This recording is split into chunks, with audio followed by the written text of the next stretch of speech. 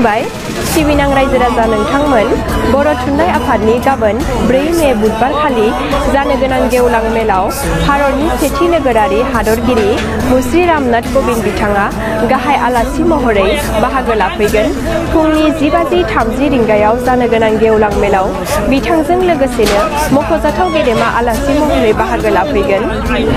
आसामनि मानगोनां रायजो बेंगिरि प्रफेसार जगदीश मुखी, मानगोनां गिबि मन्त्रि डक्टर हिमन्त बिश्व शर्मा, सिक्किमनि मानगोनां गिबि मन्त्रि प्रेम सिंह तामां, मेघालयनि मानगोनां गिबि मन्त्रि कनराड सांमा, आमायेन आफादनि बुंथिगिरि बिस्वजित दैमारी, आसामनि मानगोनां मन्त्रि उर्खावगोरा ब्रह्म, बिटिआरनि मानगोनां गाहाय मावफुं सोद्रोमा प्रमद बर', बांलादेशनि मानगोनां एमपि उजेन्द्र लाल त्रिपुरा, नेपालनि मानगोनां एमपि कुमारी मेसे बिथांमोनजों गोबां माननि आलासि आरो हांख्रायजानाय आरो जुनियायै हांख्रायजानाय आलासिफोरा बाहागो लाफैनो गोनां बे गेवलां मेलाव रायजो राजा नोंथांमोनखौ 8 बाजिनिफ्राय जुथुमासालियाव नुजाथिफैनानै गेवलां मेलखौ जाफुंसार होफैनो थाखाय गुरैयै खावलायनाय जाबाय। गोजोन्थों।